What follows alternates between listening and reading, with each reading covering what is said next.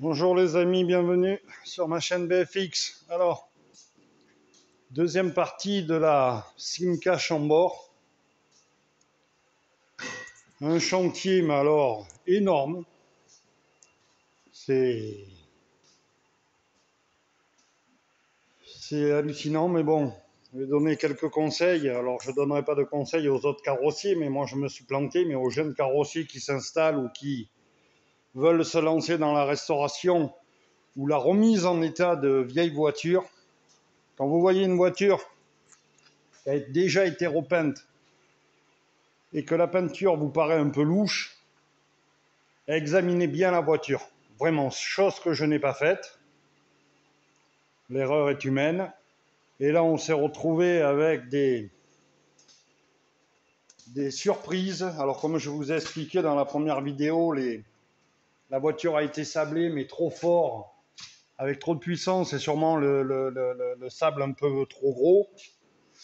Tous les renforts qui sont à l'intérieur ressortez sur le capot et tout ça. Vous n'avez pas possibilité de poncer. Ça a été la croix et la bannière. Ici, là, et bien d'ici à là, ça avait été rebouché avec je ne sais pas quoi, mastic, choucroute, vous passiez la main dedans. J'aurais dû faire une vidéo tellement qu'on a halluciné.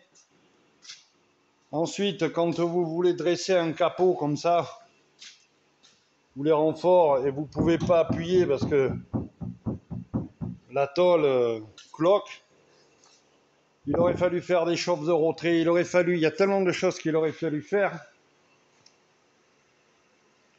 qu'on a fait de notre mieux là. Alors le résultat sera pas certainement, le résultat sera beaucoup plus joli que ce qui était à la base. Mais c'est un boulot titanesque.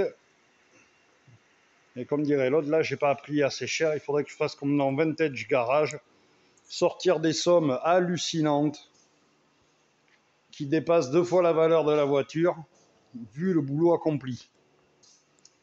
Voilà, alors elle va rentrer en cabine là-bas. On va la faire en 2 fois. D'abord une partie, la partie, comment dirais-je, le pavillon, la partie basse était un vert un peu kaki. Ce sont les couleurs d'origine.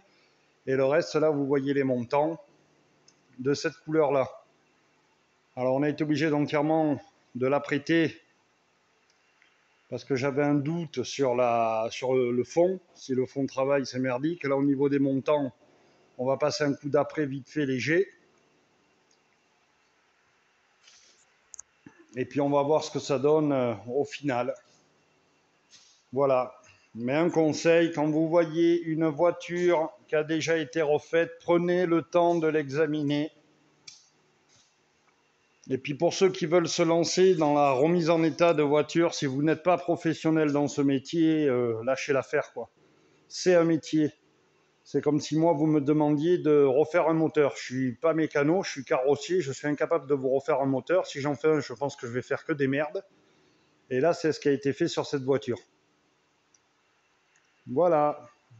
Alors que l'acheteur, quand même, l'acheteur est allé voir cette voiture avec un carrossier à la retraite et qui a dit c'est bon. Alors moi, perso, le jour où je suis à la retraite, je ne donnerai plus jamais de conseils de quoi que ce soit à qui que ce soit. Parce que si c'est pour induire en erreur les gens comme ça a été fait là, voilà les amis. Bon, mais les amis ou pas, les amis, on se connaît pas. Mais bon, c'est sympa de dire les amis, tout le monde dit ça. Bon, j'ai vu aussi sur ma première vidéo qu'il y avait une personne, alors c'est très bien, hein, oui, je ne connais pas cette voiture, et je voudrais juste faire comprendre à tous les gens que je partage ces petites vidéos qui sont parfois dégueulasses, parce que je trouve ça sympa, moi ça me fait du bien, c'est bien de partager des vidéos, mais c'est pas parce que je suis carrossier que je dois aimer toutes les voitures. Voilà. Là, moi, cette voiture-là, la Simca Chambord, c'est quelque chose qui ne me parle pas. Voilà, ça me parle pas, c'est-à-dire que je n'ai aucune attirance pour cette voiture, et je peux comprendre qu'il y en ait qui aiment, mais comprenez bien aussi que moi, aucun intérêt. Voilà. C'est pas une voiture de mon époque. Moi, la voiture de mon époque, elle est là. Vous voyez, il va falloir que je change le moteur dessus qui est là-bas. Parce que, comme j'avais dit, la distrie a lâché alors qu'elle avait que 8000 km, je crois. Mais bon, comme ça faisait 7 ans, eh ben voilà. Et puis voilà, aux gens, ne prenez pas mal, quand je n'aime pas une voiture, je le dis. Ça, c'est pas que je n'aime pas, c'est que pour moi, aucun intérêt. Voilà. N'hésitez pas à vous abonner, à liker, à me poser des questions. J'ai pas mal de questions. J'ai remarqué que les vidéos sur les motos marchaient beaucoup mieux.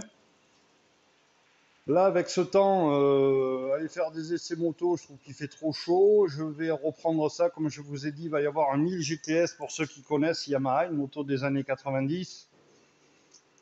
Et je vais aller essayer certaines nouveautés, que ça soit on va repartir chez CF Moto et on va repartir chez Benelli, je pense aussi, essayer autre chose. Et puis voilà, sur ce, je vous souhaite une excellente journée. Abonnez-vous les amis, abonnez-vous. Please, help, s'il vous plaît. Non, je déconne. Merci encore de regarder mes vidéos.